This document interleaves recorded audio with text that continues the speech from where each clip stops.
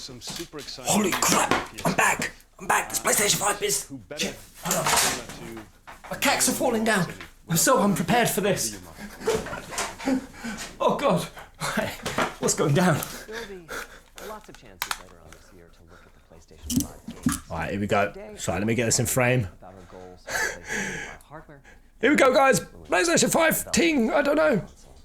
I think you all know I'm a big believer in console generations. Once every 5 or 6 or 7 years, a console arrives with substantially new capabilities. There's a lot of learning by the game developers, hopefully not. Oh God, I've already frozen. And soon there's games that could never have been created. Oh God. Now, it used to be that as a console designer, you'd somehow intuit what would be the best set of capabilities for the new console. Oh God. And then build it in complete secrecy.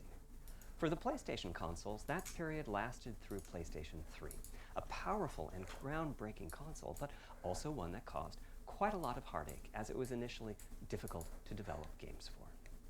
So, starting with PlayStation 4, you've taken a Alright, there we go, done. Alright, here we go. So I don't want to talk too much over him. Here we go, guys. First of these is load me up. Developers, which is to say that 3 to 5 years, yeah. Into a console derives directly. What's the volume like, guys? Is it good? We definitely do have some ideas of our own, but at the core of let me know if the volume's good. Designing consoles is that game players are here for the fantastic games, which is to say that game creators matter. Anything we can do to make life easier for the game creators or help them realize their dreams. Right, that's max volume. So, about once every 2 years, I take a tour of the industry. I go to the various developers and publishers, sit down. Oh God, I've just muted it. They'd like to see. Jesus Christ, guys, 550,000 people on this stream. Reaching the bulk of the game creators involves talking to well over 100 people at something like 24 publishers and developers. And it is incredibly valuable. By the way, the show us the hardware, baby. That was an SSD, which we were very happy to put in the hardware, but a lot of problem solving was required. I'll be doing a deep dive on the SSD and surrounding. Is it still quiet, guys? Is it still quiet? Is it better? It's the loudest I can get it. It's also key to make a generational leap while keeping the console sufficiently familiar to game developers. I think about this in terms of balancing evolution. Hello? And revolution. Okay. Now, with turn down your mic, 1, Pez. 2, and 3, the target was a revolution each time with a brand new feature set. That was great. Hello, in 1, many 2, ways, hello, but 1, 2. time for the I am the developers Final to get up and running Fantasy got longer with each piece. console. In the past, I've called this time to triangle. Here's what I had for those 3 consoles. To be clear, I'm not talking about time to make a game. Developers will be ambitious, and it may take them 6 years or so to realize. But that was the guesstimate. What I'm talking about is that dead time before graphics and other aspects of game development are up and running, and trying to minimize that. Okay. On the other hand, if we're trying to reduce that dead time to 0, that means the hardware architecture can't change at all. We're handcuffed. We need to judge for each feature what value it adds and whether it's worth the increase in developer time needed to support it. More games, So with PlayStation more quicker. 4, we were able to strike a pretty good balance between performance and familiarity. We got required learning back to PlayStation 1 levels. With PS5, the GPU was definitely the area we felt the most tension between adding new features and keeping a familiar programming model. Ultimately, I think we've ended up with something under a month of getting up to speed. That feels like we're striking about the right balance. I'll go into a bit more detail later today about our philosophy with the GPU and the specific feature set that resulted from it. It's also very important for us, as the hardware team, to find new dreams, by which I mean something other than CPU performance, GPU performance, and the amount of RAM. The increase in graphics performance over the past 2 decades has been astonishing, but there are other areas in which we can innovate and provide significant value to the game creators, and through them, the players. That's why the SSD was very much on our list of directions to explore, regardless of what came out of the conversations with game developers and publishers. The biggest feature in this category is the custom engine for audio. That's today's final topic. The push for vastly improved audio, and in particular 3D audio, isn't something that came out of the developer meetings. It's much more the case that we had a dream of what might be possible 5 years from now, and then worked out a number of steps we could take to set us on that path. Yeah. So here again are the three principles. The first being enabling the desires of developers to drive the hardware design. I like his presentation. To me, the SSD really is the key to He's the good next to listen to. generation. It's a game changer. And it was the #1 ask from developers for PlayStation 5. As in, we know it's probably impossible, but can you put an SSD in it? That was a discussion we were also having internally. It was clear that the presence of a hard drive in every PlayStation 4 was having a positive impact. A lot of things that would simply have been impossible at Blu-ray disc speeds were now possible. At the same time, though, in 2015 and 2016, when we were having these conversations, developers were already banging up against the limits of the hard drive. And a lot of developer time was being spent designing around slow load speeds. I want to focus in on just one number here, which is how long it takes to load a gigabyte of data from a hard drive. The difficulty being this is where I hear it gets hard drives are not impressive. particularly fast nor flexible. If all your data is in one block, which is frankly not very likely, you can load 50 to 100 megabytes a second, depending on where the data is located on the hard drive. Let's assume it's on the outer edge, which means loading a gigabyte takes 10 seconds. If you compress your game packages, you can fit more data on the Blu-ray disc and also effectively boost your hard drive read speed by the compression ratio. We support zlib decompression on PlayStation 4 that gets you something like 50% more data on the disk and 50% higher effective read speed. Unfortunately, though, it's highly likely that your data is scattered around in various files on the hard drive, as well as sourced from multiple locations within those files. So lots of seeks are needed at 2 to 50-ish milliseconds each. Okay. My rule of thumb is that the hard drive is spending 2/3 of its time seeking, and only 1/3 of its time actually. So you need to get organised and professional with it, like Pez. A gigabyte is very roughly 20 seconds to load from a hard drive.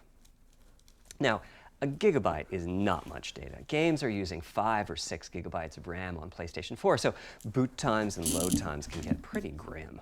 Or to put that differently, 15s as a did player, at times. you wait for the game to 15s boot, was pretty grim. wait for the game to load, wait for the level to reload every time you die, and you wait for what is euphemistically called fast travel. Yeah. All of that leads to the dream. What if we could have not just an SSD, but a blindingly fast SSD? If we could load 5 gigabytes a second from it, what would change?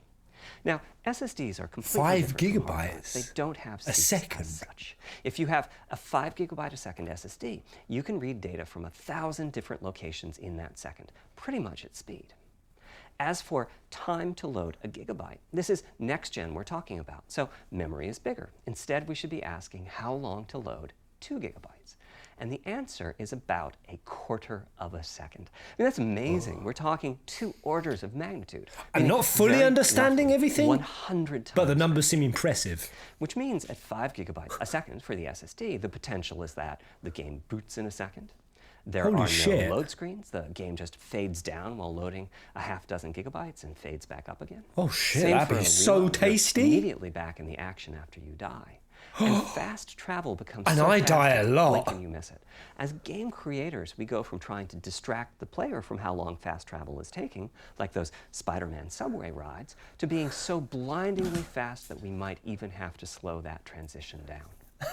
Pretty cool, right? yeah. But for me, this is not the primary reason to change from a hard drive to an SSD. Okay, the go on. primary reason for an ultra-fast SSD is that it gives the game designer freedom.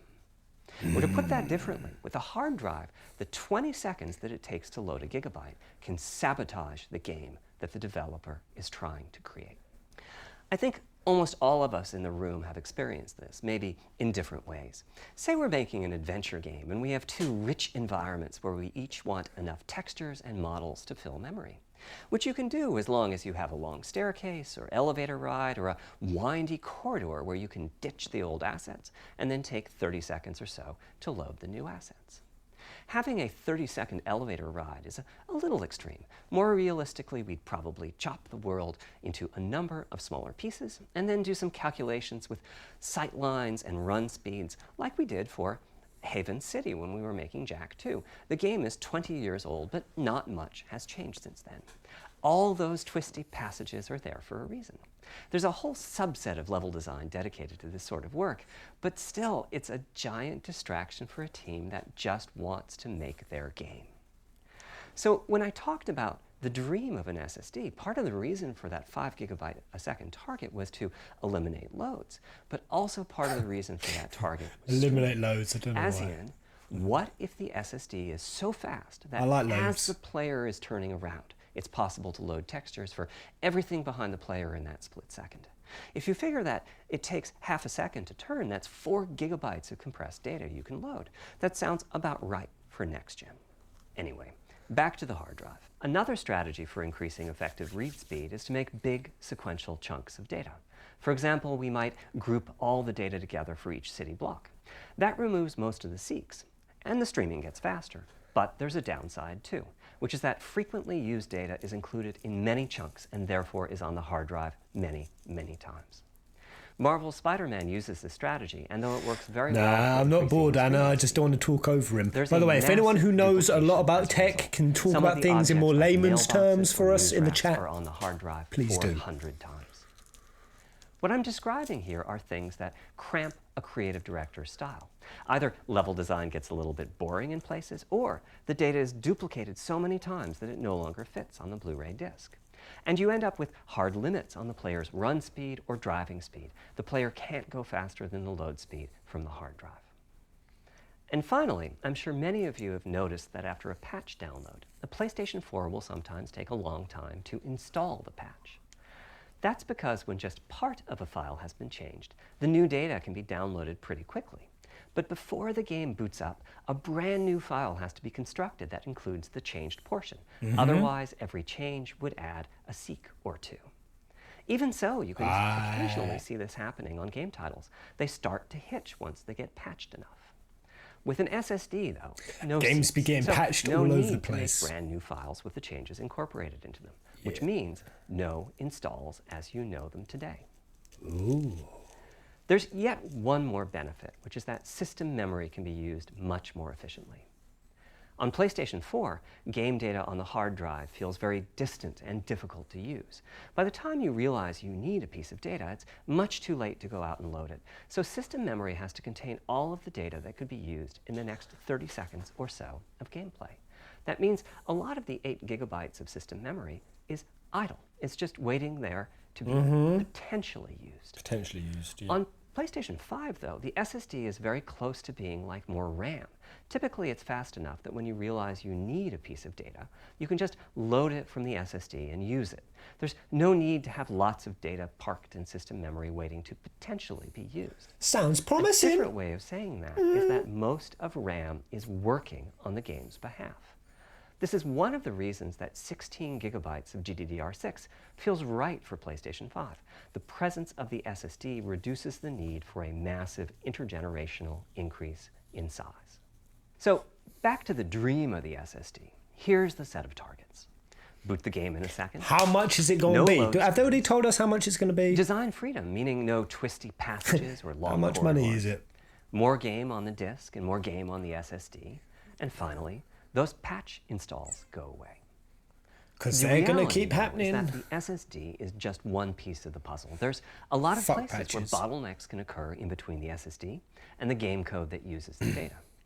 You can see this on PlayStation 4. If I use an SSD with 10 times the speed of a standard hard drive, I probably see only double the loading speed, if that.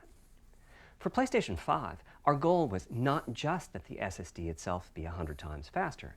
It was that game loads and streaming would be 100 times faster. So every single potential bottleneck needed to be addressed. And there are a lot of them. Let's look at check-in and what happens when its overhead gets 100 times larger.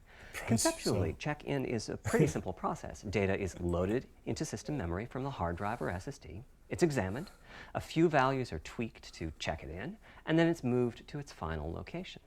At the SSD speeds we're talking about, that last part, moving the data, meaning copying it from one location to another, takes roughly an entire next-gen CPU core. And that's just the tip of the iceberg. If all the overheads get 100 times larger, that will cripple the frame rate as soon as the player moves, and that massive stream of data starts coming off the SSD. So to solve all of that, we built a lot of custom hardware, namely a custom flash controller and a number of custom units in our main chip. The flash controller in the SSD was designed for smooth and bottleneck-free operation, but also with games in mind. For example, there are 6 levels of priority when reading from the SSD. Priority is very important. You can imagine the player heading into some new location in the world and the game requesting a few gigabytes of textures. And while those textures are being loaded, an enemy is shot and has to speak a few dying words. Having multiple priority levels lets the audio for those dying words get loaded immediately. On one side, that flash controller connects to the actual flash dies that supply the storage. To reach our bandwidth target of 5 gigabytes a second, we ended up with a 12-channel interface. 8 channels wouldn't be enough. The resulting bandwidth we achieved is actually 5.5 gigabytes. I had this guy as a teacher at school once. With a 12-channel interface, the most natural size that So emerges similar. for an SSD is 825 gigabytes. The key question for us was, is that enough? I mean, it's tempting to add more, but flash certainly doesn't come cheap, and we have a responsibility to our gaming audience to be cost-effective. Yes, you bloody well do, mate. Yeah, don't you forget that. Quote him. Fucking quote the man. Play patterns of a broad range of gamers. We examined the specific games that they were playing over the course of a weekend or a week or a month, and whether that set of games would fit properly on the SSD. We were able to establish that the friction caused by reinstalls or redownloads would be quite low. And so we locked in on that 825 gigabyte size, while also preparing multiple strategies so that those who want more storage can add it. I'll go through the details in a moment. Yeah, he's happy while he looks slightly aroused behind his eyes. Via 4 lanes of Gen He's aroused as he's talking about this, I can tell. Inside the main custom chip is a pretty hefty unit dedicated to I/O. Before we talk about what that does, let's talk compression for a moment. PlayStation 4 used zlib as its compression format. We decided to use it again on PlayStation 5, but on my 2017 tour of developers, I learned about a new format. Everyone's just pressing zzz It's like in the chat. Smarter cousin. Simple, similar types of algorithms, but about 10% better compression, which is pretty big. That means 10% more game on the UHD Blu-ray disc or on the SSD. Kraken had only been out for a year, but it was already becoming a de facto industry standard. Half of the teams I talked to were either using it or getting ready to evaluate it. So we hustled and built a custom decompressor into the I/O unit, one capable of handling over 5 gigabytes of Kraken format input data a second. After decompression, that typically becomes 8 or 9 gigabytes, but the unit itself is capable of outputting as much as 22 gigabytes a second if the data happen to compress particularly well. By the way, in terms of performance, that custom decompressor equates to 9 of our Zen 2 cores. That's what it would take to decompress the Kraken stream with a conventional CPU. There's a lot more in the custom I/O unit, including a dedicated DMA controller. The game can direct exactly where it wants to send the data coming off of the SSD. This equates to another Zen 2 core or 2 in terms of its copy performance. Its primary purpose is to remove check-in as a bottleneck. There's 2 dedicated I/O coprocessors and a large shit, this is crazy. These aren't Zen 2 cores. They are there principally to direct the variety of custom hardware around them. One of the coprocessors is dedicated to SSD I/O. This lets us bypass traditional file I/O and its bottlenecks when reading from the SSD. The other is responsible for memory mapping, which I know doesn't sound like anything related to the SSD, but a lot of developers map and remap memory as part of file I/O, and this too can become a bottleneck. There are coherency engines to assist the coprocessors. Coherency comes up a lot in places. Probably the biggest coherency issue is stale data in the GPU caches. Flushing all of the GPU caches whenever the SSD is read is an unattractive option. It could really hurt the GPU performance. So we've implemented a gentler way of doing things, where the coherency engines inform the GPU of the overwritten address ranges, and custom scrubbers in several dozen GPU caches do pinpoint evictions of just those addresses. What language is he The best thing speaking? is, as a game developer, when you read from the SSD, you don't need to know any of this. You don't even need to know that your data is compressed. You just indicate what data you'd like to read from your original uncompressed file and where you'd like to put it, and the whole process of loading it happens invisibly to you and at very high speed. Back to the dream. Thanks to all of that surrounding hardware, our 5.5 gigabytes a second really should translate into something like 100 times faster I/O than PS4 and allow the dream of no load screens and super fast streaming. No load screens, that's what I'm getting. It's good, man. Having said that, can't wrap it up, you're losing them. You're losing them, son. SSD is going to be quite important. Flash is costly, and you may very well want to add storage to whatever we put in the console. Now, the kind of storage you need depends on how you're going to use it. If you have an extensive PlayStation 4 library and you'd like to take advantage of backwards compatibility to play those games on PlayStation 5, then a large external hard drive is ideal. You can leave your games on the hard drive and play them directly from there, thus saving the pricier SSD storage for your PlayStation 5 titles, or you can copy your active PlayStation 4 titles to the SSD. If your purpose in adding more storage is to play PlayStation 5 titles, though, ideally you would add to your SSD storage. We will be supporting certain M2 SSDs. These are internal drives that you can get on the open market and install in a bay in the PlayStation 5. As for which ones we support and when, I'll get to that in a moment. They connect through the custom I/O unit, just like our SSD does. So they can take full advantage of the decompression, I/O coprocessors, and all the other features I was talking about. Here's the catch, though. That commercial drive has to be at least as fast as ours. Games that rely on the speed of our SSD need to work flawlessly in the M2 drive. When I gave the Wired interview last year, I said that the PlayStation 5 SSD was faster than anything available on PC. At the time, commercial M2 drives used PCIe 3.0. Is the master race getting taken down? Cap out at 3.5 gigabytes a second. In other words, no PCIe 3.0 drive can hit the required spec. Okay. M2 drives with PCIe 4.0 are now out in the market. We're getting samples and seeing 4 or 5 gigabytes a second from them. By year's end, I expect there will be drives that saturate 4.0 and support 7 gigabytes a second. Having said that, we are comparing apples and oranges, though, because that commercial M2 drive will have its own architecture. Oh, sorry, I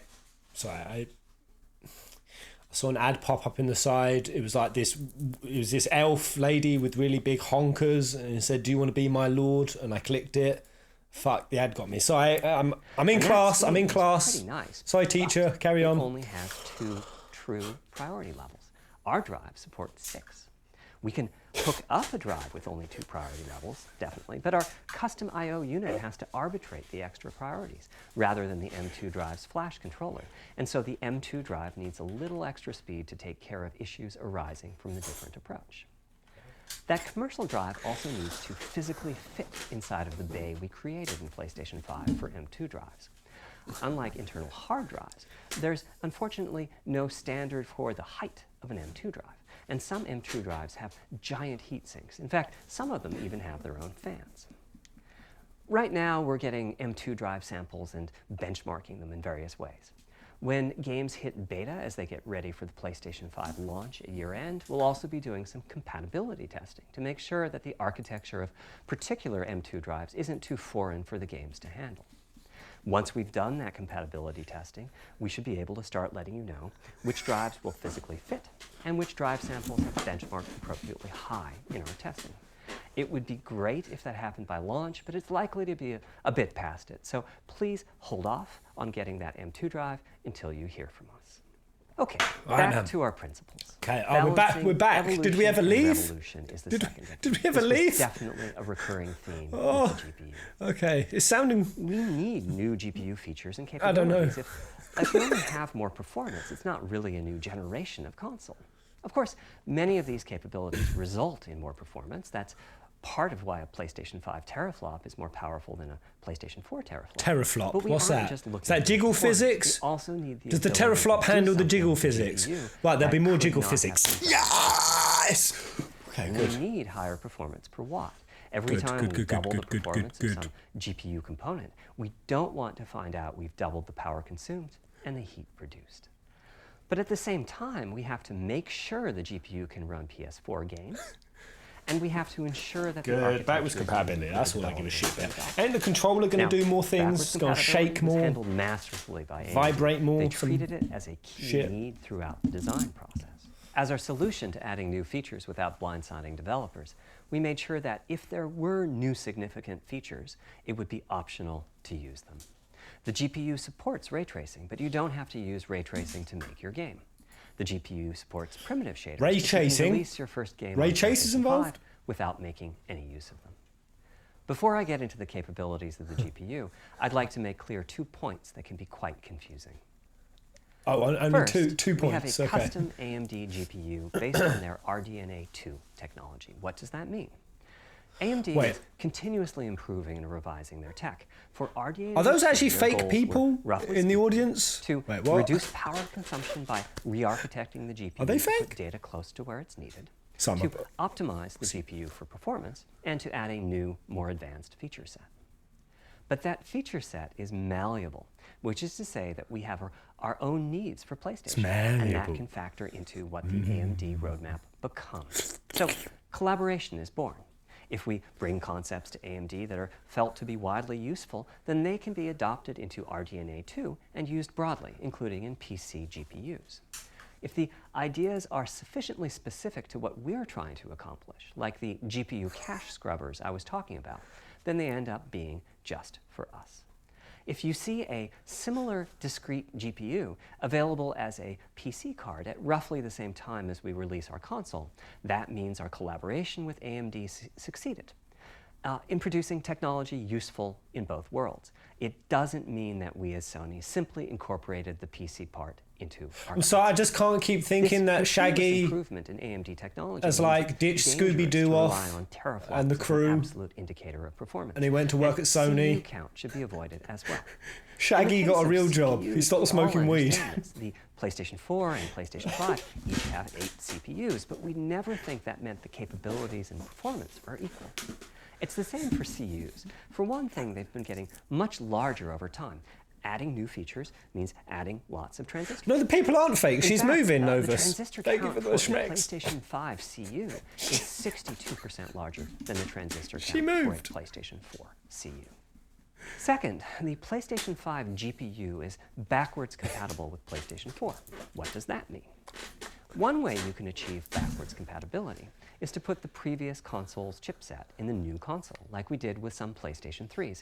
But Oh, that's, of that's- course, extremely I was going to say, is that how they do it? That better sounds way crazy. is to incorporate any differences in the previous console's logic into the new console's custom chips, meaning that even as the technology evolves, the logic and feature set that PlayStation 4 and PlayStation 4 Pro titles rely on is still available in backwards compatibility. Show us the mode. One gameplay! advantage of this strategy is that once backwards compatibility is in the console, it's in. It's not as if a cost down will remove backwards compatibility Hold in there, like it Lauren. did on PlayStation 3. Achieving this unification of functionality took years of efforts by AMD. Stay with as me, any Lauren. roadmap Stay with me. advancement creates a potential divergence. I'll in dance logic. in the background. I'll keep you going. Running PS4 and PS4 titles at boosted frequencies has also added complexity. The boost is truly massive this time around, and some game code just can't handle it. Testing has to be done on a title-by-title basis. Results are excellent, though. We recently took a look at the top They 100 are? PlayStation 4 titles as ranked by playtime, and we're expecting almost all of them to be Oh, playable at launch on PlayStation. Oh, yeah. Oh, say it again. With regard to new features, as I said, our strategy was to try to So break new horny. ground, but at the same time not to require use of the new GPU capabilities. For more than a decade, You need GPUs have to imposed a fucking stay restriction awake, on mate. gaming. Stay awake. Software handles vertex processing, but for the most part, dedicated hardware is responsible for the triangles and other geometry that the vertices form. That means it's not possible to do even basic optimizations, such as aborting processing of a vertex if all geometry that uses it is off-screen. Geometry, what is that? PlayStation 5 has a But new backwards unit compatibility, called that's Geometry, great. That's really which brings great. I handling like of that. triangles and other primitives under full programmatic control. As a game developer, you're free to ignore its existence and use the PlayStation 5 GPU as if it were no more They are capable green than screen the objects. PS4 GPU, or you can use this new intelligence in various ways. Simple usage could be performance optimization, such as removing backfaced or off-screen vertices and triangles. More complex usage involves something called primitive shaders, which allow the game to synthesize geometry on the fly as it's being rendered. Is this new to the PS5, or is he just telling us everything about console engineering? Is this a crash course? Including smoothly varying level of detail, addition of procedural detail to close-up objects, and improvements to particle effects and other visual special effects. Another major new feature of our custom RDNA 2-based GPU is ray tracing, using the same strategy as AMD's upcoming PC GPUs. The CUs contain a new specialized unit called the intersection engine, which can calculate the intersection of rays with boxes and triangles. To use the intersection engine, first you build what is called an acceleration structure. It's data in RAM that contains all of your geometry. There's a specific set of formats you can use. They're variations on the same BVH concept. Oh man, in your shader could they not have got Morgan Freeman to speak this, the or Liam Neeson? To check a ray against the BVH.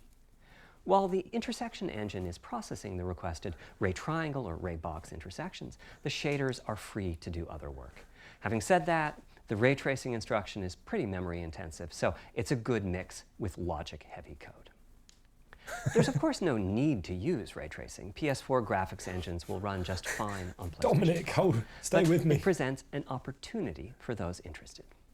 I'm thinking it'll take less than 1 million rays a second to have a big impact on audio. That should be enough for audio occlusion and some reverb calculations. Wait, with audio has rays? Tracing, it should be possible to do some very nice global illumination. Having said that, adding ray-traced shadows and reflections to a traditional graphics engine could easily take hundreds of millions of rays a second, and full ray tracing could take billions. How far can we go? I'm starting to get quite bullish. I've already seen a PlayStation 5 title that's successfully using ray tracing-based reflections in complex animated scenes with only modest costs. Oh, another set of shit! No way! Involved size and frequency. Was I supposed to overreact at that point? Was that a big thing? I don't know. Is it? Do we run it at? Maybe it is. This is a balancing act. The chip has a cost, and there's a cost for whatever we use to supply that chip with power and to cool it. In general, I like running the GPU at higher frequency. Let me show you why. Here's 2 possible configurations for a GPU roughly of the level of the PlayStation 4 Pro. This is a thought experiment. Don't take these configurations too seriously. If you just calculate teraflops, you get the same number. But actually, the performance is noticeably different because teraflops is defined as the computational capability of the vector ALU. That's just one part of the GPU. There are a lot of other units. And those other units all run faster when the GPU frequency is higher. At 33% higher frequency, rasterization goes 33% faster. Processing the command buffer goes that much faster. The L2 and other caches have that much higher bandwidth, and so on. About the only downside is that system memory is 33% further away in terms of cycles. But the large number of benefits more than counterbalance that. As a friend of mine says, a rising tide lifts all boats. Also, it's easier to fully use 36 CUs in parallel than it is to fully use 48 CUs. When triangles are small, it's much harder to fill all those CUs with useful work. Can everyone type up quickly a percentage of how much they're following? Percentage. Resulting power and heat issues, which frankly, we haven't always done the best job at. Part of the reason for that is, historically, our process for setting CPU and GPU frequencies has relied on some heavy-duty guesswork with regards to how much electrical power games will consume and how much heat will be produced as a result. Wait, so an axe uses the most power, a lot from game and to the car uses the least. When I play God of War on my PS4 Pro, how does that work? I know the power consumption is high just by the fan noise. But power isn't simply about engine quality. Wait, what? It's about the minutiae of what's being displayed and how. Yeah. It's counterintuitive, but processing dense geometry typically consumes less power than processing simple geometry, which is, I suspect, why Horizon's map screen, with its low triangle count, makes my PS4 Pro heat up so much. Our process on previous consoles has been to try to guess what the maximum power consumption during the entire console lifetime might be, which is to say, the worst case scene in the worst case game, and prepare a cooling solution that we think will be quiet at that power level. All right. If we get it right, fan noise is minimal. If we get it wrong, the console will be quite loud for the higher power games, and there's even a chance that it might overheat and shut down. I've never dusted any of my consoles, so they make horrific noise. PlayStation 5 is especially challenging because the CPU supports 256-bit native instructions that consume a lot of power. These are great here and there, but presumably only minimally used. Or are they? If we plan for major 256-bit instruction usage, we need to set the CPU clock substantially lower or noticeably increase the size of the power supply and fan. 3 hours later. So, after much discussion, we decided to go with a very different direction on PlayStation 5. We built a GPU with 36 CUs. Mind you, RDNA 2 CUs are large. Each has 62% more transistors than the CUs we were using on PlayStation 4. So if we compare transistor counts, 36 RDNA 2 CUs equates to roughly 58 PlayStation 4 CUs. It is a fairly sizable GPU. It is, Then wow! we went with a variable frequency strategy for PlayStation 5, which is to say we continuously run the GPU and CPU in boost mode. We supply a generous amount of electrical power. I do that with my advanced system care. care. The frequency of GPU and CPU until they reach the capabilities of the system's cooling solution. It's a completely different paradigm. Rather than running at constant frequency and letting power vary based on the workload, we run at essentially constant power and let the frequency vary based on the workload. Oh man, the chat is We savage then tackled on the this stream. engineering challenge of a cost-effective and high-performance cooling solution designed for that specific power level. In some ways, it becomes a simpler problem because there are no more unknowns. There's no they're need tearing to him guess apart what in the power chat. consumption Oh my. the worst-case game might have. As for the details of the cooling solution, we're saving them for our teardown. I think you'll be quite happy with what the engineering team came up with.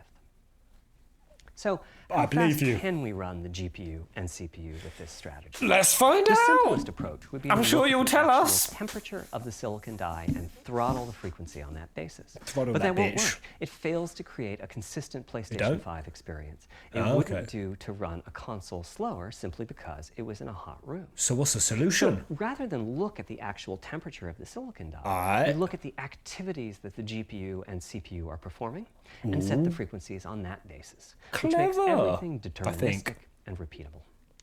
While we're at it, we also use AMD's Smart Shift technology and send any unused power from the CPU to the GPU so it can squeeze out a few more pixels. But when's the first quantum Benefits of console this coming? strategy are That's what I want to know. Where's the Running quantum a GPU tech? at 2 gigahertz was looking like an unreachable target with the old fixed frequency strategy. With this new paradigm, we're able to run way over that. In fact, we have to cap the GPU frequency at 2.23 gigahertz so that we can guarantee that the on-chip logic operates properly. Quarry the machine. 36 CUs at 2.23 gigahertz is 10.3 teraflops, and we expect the GPU to spend most of its time at or close to that frequency and performance. Similarly, running the CPU at 3 gigahertz was causing headaches with the old strategy. But now we can run it as high as 3.5 gigahertz. In fact, it spends most of its time at that frequency.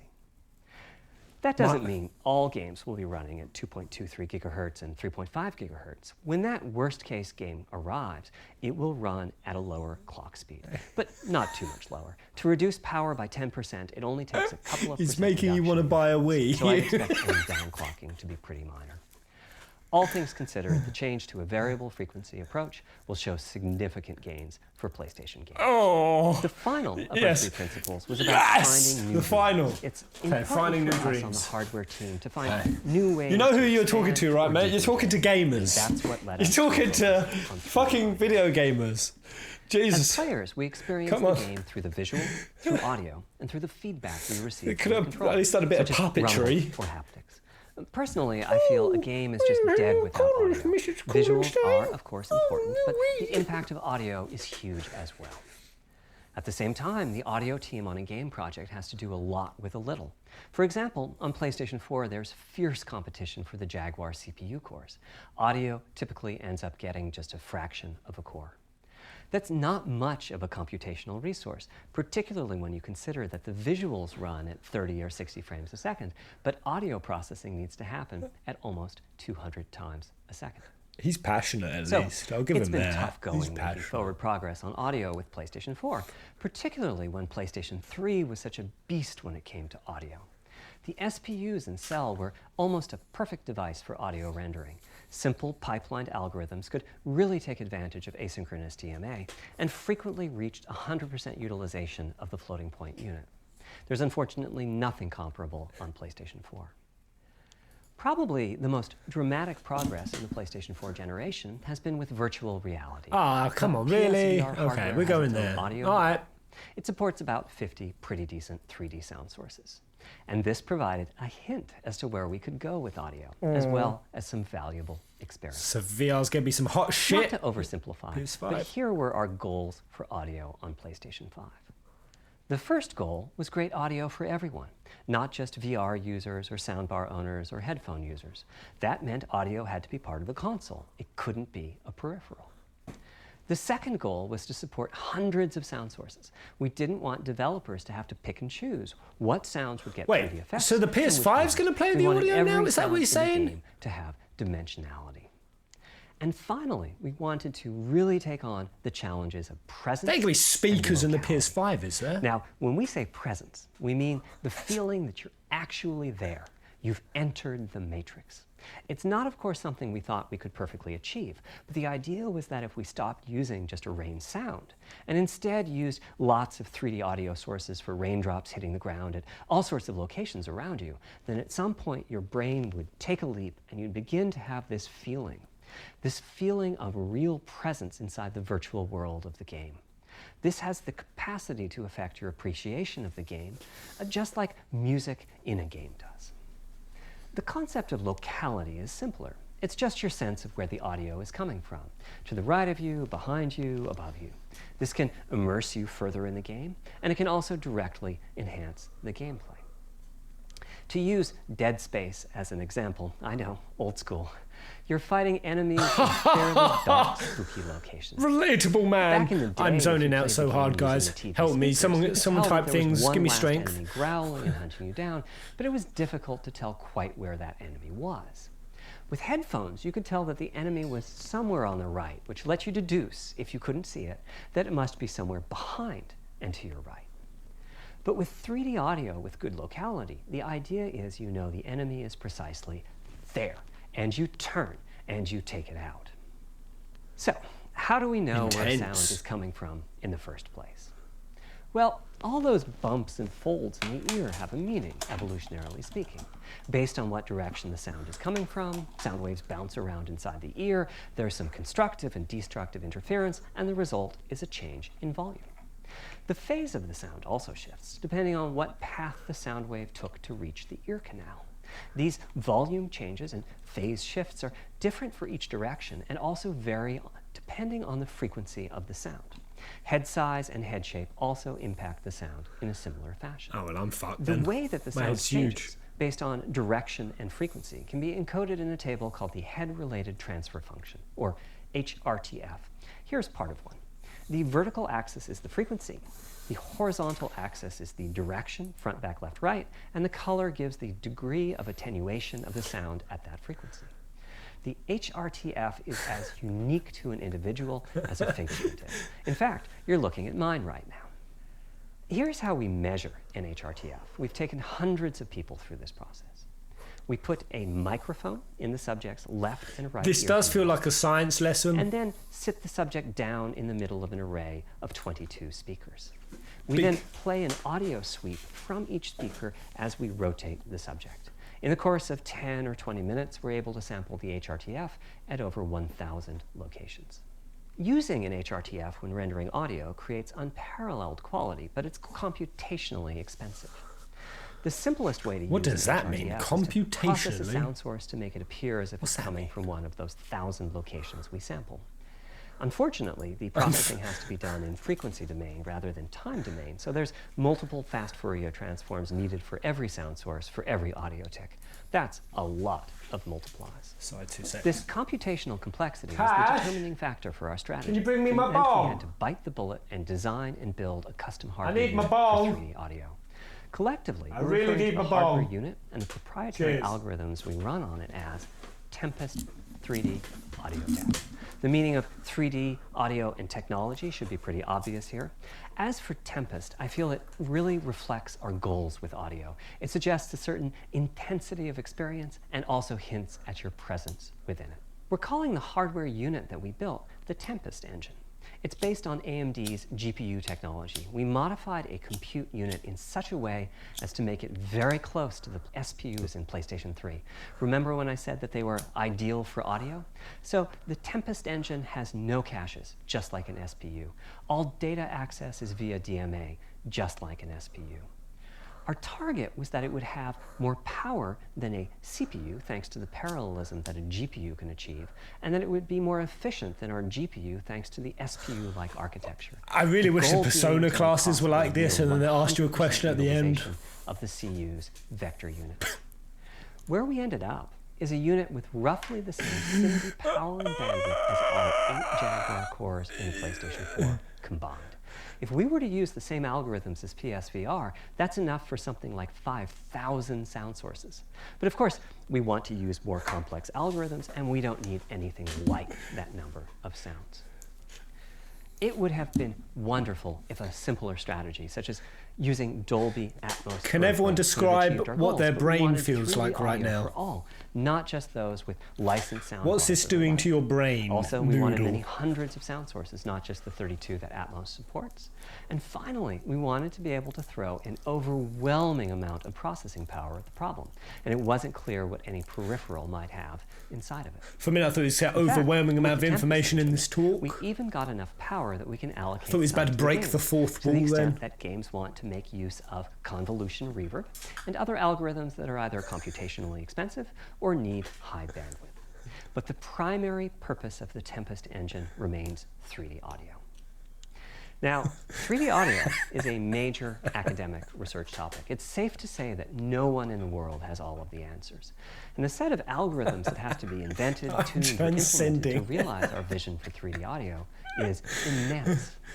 For example, use of HRTFs in games is quite complex.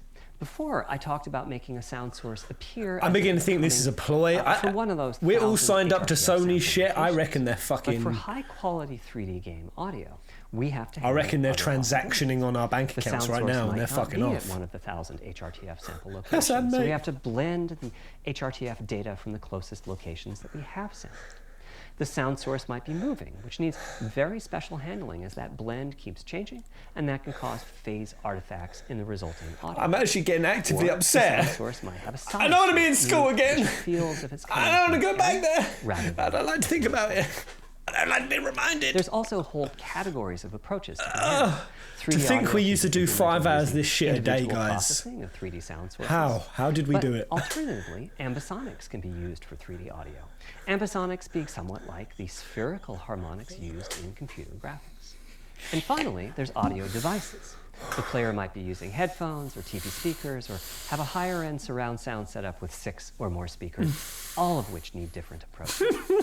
That's a lot of variations. It's nice to have the computational resources of the Tempest engine, but it's clear that achieving our ultimate goals with 3D audio is going to be a multi-year, step-by-step. Yes, but when is Keanu Reeves coming? Having said that, headphone audio implementation is largely complete. We want Keanu. It was a natural place for us to start. With headphones, we control exactly what each ear hears, and therefore the algorithmic development and implementation are more straightforward. For TV speakers and stereo speakers, we're in the process I didn't know what it'd be, Captain virtual Savvy. surround sound. I didn't The know. idea being that if you're sitting in a sweet spot in front of the TV, then the sound can be made to feel as if it's coming from any direction, even behind you. Virtual surround sound has a lot in common with 3D audio on headphones, but it's more complex because the left ear can hear the right speaker and vice versa. Yeah. We have a basic implementation of virtual surround sound up and running. We're now looking at increasing the size of that sweet spot, which is to say, making the area you need to be in to feel the 3D effect larger. And we're also working to boost the sense of locality. I think he's trying to open Audio console is Kingdom the current gold Hearts. standard for 3D audio on PlayStation 5, but we're going to see what we can do to bring virtual surround sound to a similar level, after which What did we we'll do start with it, in on Pixie? setups with more speakers, such as 6-channel surround sound. It's now to the point where some of the PlayStation 5 games in development are extensively using these systems. One of the game demos allows you to toggle between conventional PlayStation 4 style stereo audio and our new 3D audio. I listened with just an ordinary pair of over-the-ear headphones, and wow, I could feel a difference. 3D audio has that dimensional feel to it. Conventional stereo audio feels smashed flat by comparison. The improvement is obvious. I want to see things. So, a big advancement, but have I entered the matrix? Does my brain believe I'm really there? Like I was talking about earlier when I explained our target of presence. Well, the answer is no, but you've probably caught on to what's missing here, namely whose HRTF was being used. That's just what I was going to say. It was the default HRTF. Fucking on my tongue, mate. Analyzed the hundreds that they measured and chose the one they felt was the closest fit to the total game playing audience. This shows a piece of the default HRTF on the left and my HRTF on the right. You can see that the general features are much the same, but the details are quite different. They are? With the default HRTF, as I said, the 3D audio sounds pretty great. When I use my HRTF, though, the audio reaches a higher level of realism, which is to say that when using headphones and my HRTF, I occasionally get fooled and even think a sound is coming from the real world when it's actually coming from the game. No way! A corollary to this is that there are a few people whose HRTFs are sufficiently far from the default HRTF, that's the red dot here, that they can toggle between PS4 style and PS5 style audio and not sense much difference. I've had a few people describe the PlayStation 5's 3D audio as sounding like a bit better stereo. I'll be honest, what I came here for, guys, it was just to see PlayStation 5 quality, high definition, boobs and what butt. HRTF you're using is key. I'm just saying it, okay? People keep asking me, I'm seeing it. That's what I came here for. Obviously, it's not possible to measure the HRTF of every PlayStation. I want to see big, that means fake real titties. Selection and synthesis are going to be big topics going forward as the Tempest technology matures. At PlayStation 5 launch, we'll be offering a choice of 5 HRTFs. There's a simple test where you pick the one that gives you the best locality. That's just the first step, though. This is an open-ended research. And here are the other 12. Strap in, boys! To pick the closest HRTF in our library. Maybe you'll be sending us a video of your ears and your head, and we'll make a 3D model of them and synthesize the HRTF. Is that what we do? Maybe you'll play an audio game to tune your HRTF. We'll be subtly changing it as you play and home in. Don't do it. Sony want pictures of our ears. Score, meaning that it matches you. Don't give it to them. This is a journey we'll all be taking together over the next few years. Ultimately, we're committing to enabling everyone to experience that next level of realism. Imagine this guy explaining Kingdom Hearts lore. About our design and decision-making process today, and why PlayStation 5 has the feature set that it does. Oh, I feel like now comes the I'm going to hear his voice. How the development community takes advantage of that. In the last seconds before I die, for the it's going to come back to me. Will it come from audio, ray tracing, the capabilities of the SSD, or something else? I guess we'll find out soon enough. Okay. Thank you for your time. Thank you. Cheers, bruh. Is that it? Nothing? Not a single bit of gameplay? Jack diddly shit. Okay, I came for the wrong thing. I was deeply out of my depth there. Oh, my brain noodle. Oh, my sweet brain. Oh, it hurts. Oh, everyone's blowing up in the chat. Oh, sweet Jesus. Oh, he sent me into a whole different dimension. Wait, why? What's this next video? Crazy things you can do in Call of Duty. I didn't give a shit. Who are you? Why? What happened? Okay, I'm going to be completely honest with you guys. All I know is load times won't really be a thing.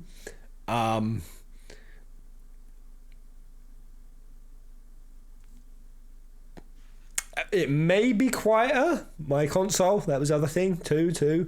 It may be quieter. I don't fucking know why, but it might. Backwards compatibility. That's all I got. Oh, my noodle. Oh, my noodle. Anything else? Fuck it, I don't know. If anyone can explain anything in layman's terms. But do we actually know the price? Either way, there we go. That was that. Oh, God. I don't want to say. My brain's kind of shut down. He's kind of sent me into a state. But he was really passionate about it. Like, he loved it. What's going down in the giant chat? Oh god, I've lost it now. Is everyone blowing up? Let's see what they're all saying. F. Oh god, there's all Fs. Oh, Fs. Of course there is. What was that? I mean, have they? I assume they've done these before, right? Is that always how they run? Wait, it's only 300 schmackles. Oh, that's all right. That's not too bad. Quiet Place I'm sold. Boo. F. Knack 3, baby. Kun King Kang. Ooga Booga dislike. Coronavirus PlayStation. Oh, there is no price yet. Oh man, I was expected to get more than that. I was expecting a bit of gameplay, a bit of the price, all of that stuff that is nice, that doesn't hurt my heady head. I'm bamboozled how we ever did school. We did 5 hours of that every day.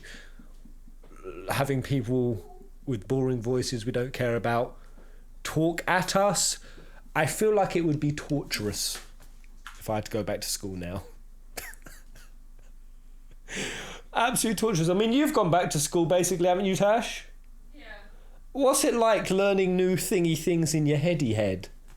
I've noticed that my distraction level's really poor. Wait, when you say distraction level is really poor... I get distracted so easily. Yeah. Oh, right. Concentration so easily. You lose concentration. Yeah. I feel like I'm the same. It used to be that bad.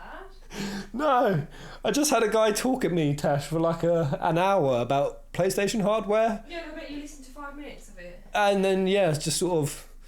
My life flashed before my eyes, then some like barbecue, delicious ribs, then a pizza, then your sweet, mighty fine ass.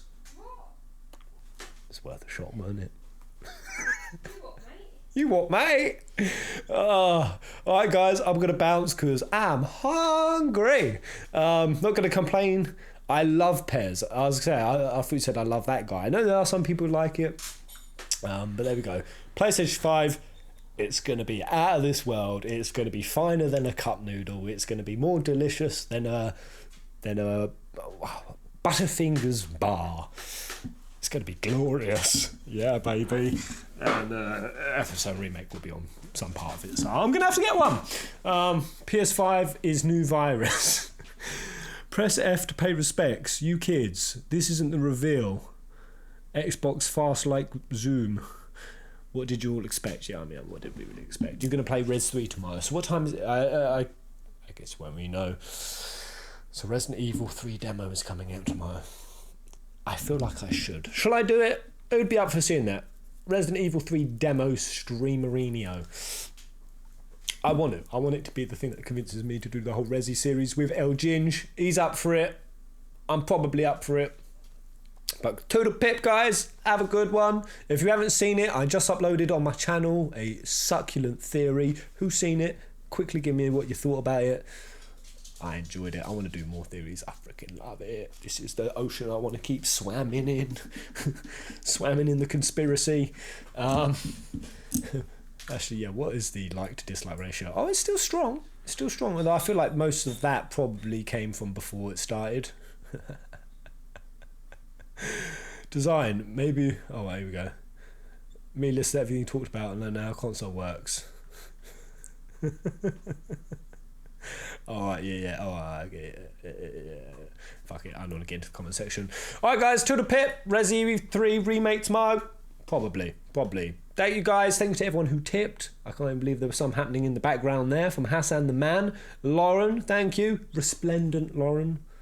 That's now your title, mate. Novus Knox, you beautiful hippie. Brady, Joe, Bud, Crimson Orc, Kazuya Chew. Thank you, matey. Who else did we have? Jeremy. And I know there was one more. Where were they? Raglu Dala. Beautiful side. Right, laters, guys. See you tomorrow. I'll probably start 14 in the morning. Pez, do you need a thumbnail for Resident Evil 3? Yes, Anna. Yes, please. Queen of thumbnails. That'd be really appreciated. Dislikes were 39k about a minute ago. Okay. Wait, hold up. Where's that stream just gone? Let's do a quick update. 46k dislikes. Let's do a quick update. What are we on now? 46. Hi, Unfortunately, we still had to 46. cancel the talk that we. Oh, what a blessing that would have been if that was true. What a bloody blessing. Right, guys, till tomorrow, till the pit.